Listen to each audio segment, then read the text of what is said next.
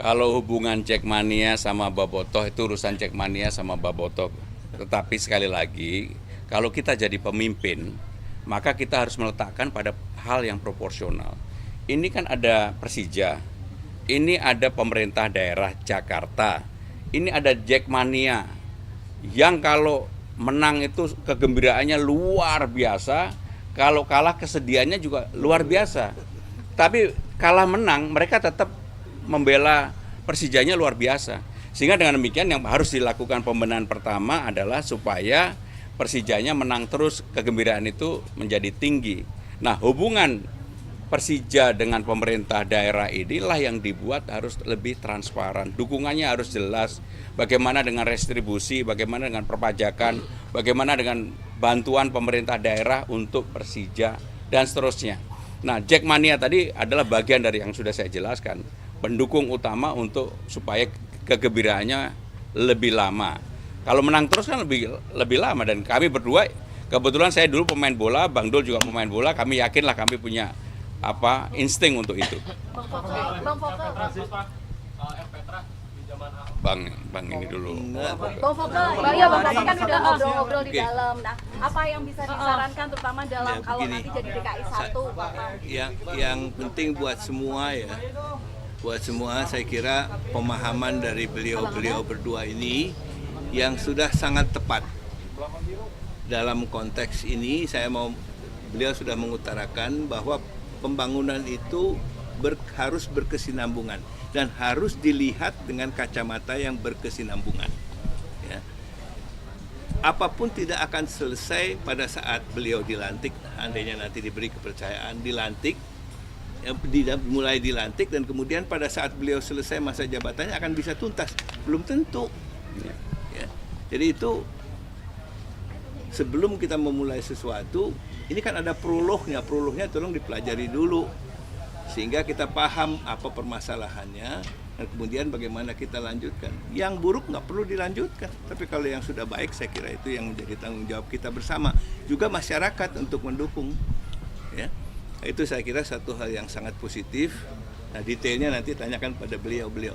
Tapi yang jelas ini merupakan satu modal yang menurut saya sangat baik, sangat positif untuk Kota Jakarta ke depan. Oke, ada ajakan buat gabung ke tim pemenangannya Pak Pramono sama Bang Rano nggak, Bang? Ada ajakan nggak? Sejauh ini?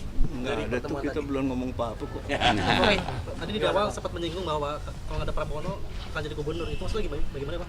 Tadi kan udah dijelasin sama beliau.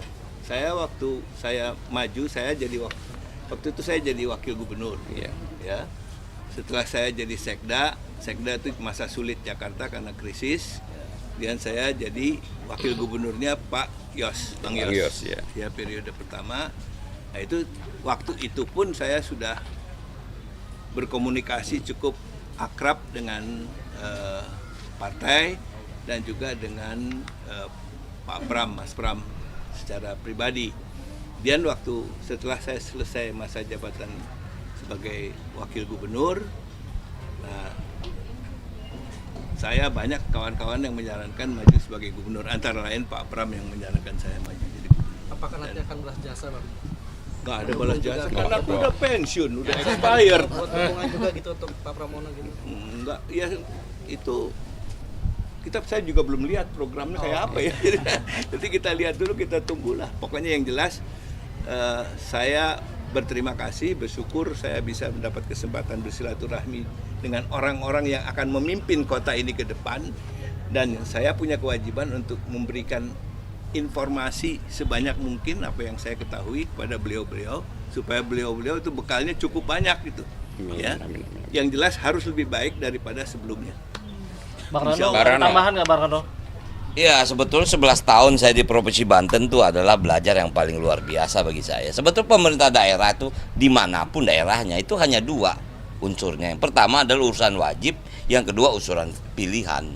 Wajibnya tuh yang basic dengan dasar pendidikan, kesehatan, perhubungan, lingkungan, itu wajib.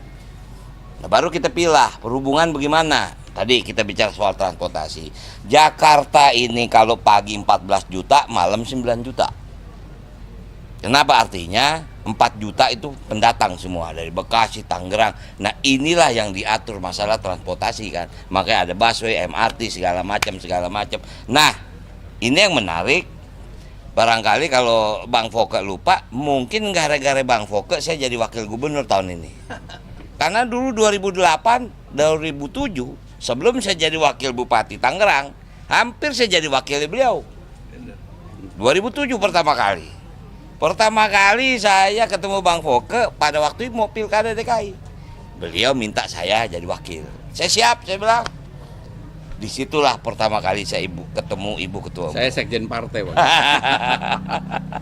Secara nyata waktu itu saya belum didukung. Ya saya bilang nggak apa-apa. Yang penting Bang Foke jadi gubernur dan saya bisa makin paham. Jadi artinya teman-teman sekalian, tentu sekarang APBD DKI sudah diketuk untuk anggaran 2024-2025. Nah inilah yang dibilang visi misi yang awal.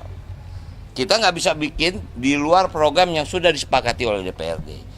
Visi misi kita itu untuk 2025-2000 selanjutnya.